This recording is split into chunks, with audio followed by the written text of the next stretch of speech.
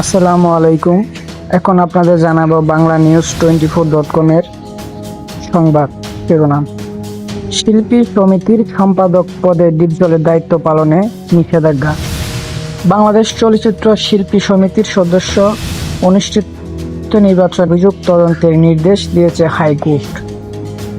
একই সঙ্গে সাধারণ সম্পাদক পদে বিজয়ী ডিপজলের দায়িত্ব পালনের উপর নিষেধাজ্ঞা দেওয়া হয়েছে। বিচারপতি নাইমা হায়দার ও বিচারপতি কাজী জিনাত হকের হাইকোর্ট বেঞ্চ সোমবার 20 মে রুলসহ এই আদেশ দেন। আদালতে আবেদনের পক্ষে ছিলেন আইনজীবী শাহ মঞ্জুরুল হক ও পলাশ চন্দ্র রায়। পরে শাহ মঞ্জুরুল হক বলেন, নির্বাচনে অনিয়মের অভিযোগ তদন্তে সমাজ কল্যাণ মন্ত্রণালয়ের সংশ্লিষ্ট কর্তৃপক্ষের নির্দেশ দিয়েছেন। আর সাধারণ সম্পাদক পদে মনোয়ার হোসেন ডিপজলের দায়িত্ব পালনের উপর নিষেধাজ্ঞা দিয়েছেন। তাকে দায়িত্ব পালন বিরত রাখতে বলেছেন। এর আগে 14 মে ফলাফল বাতিল চেয়ে এই নতুন নির্বাচনের নির্দেশনা চেয়ে হাইকোর্টে রিট করেন চিত্রনায়িকা নাসরিন আক্তার ওরফে নিপুণ আক্তার।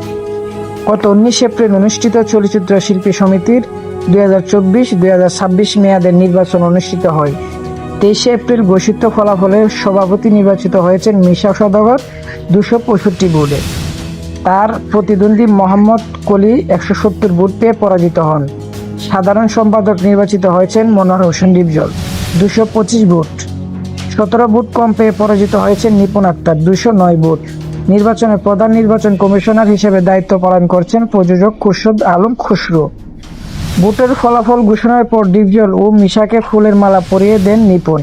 মিশা ও ডিপজল তাদের গলায় পরিয়ে দেওয়া মালা নিপুণকে পরিয়ে দেন।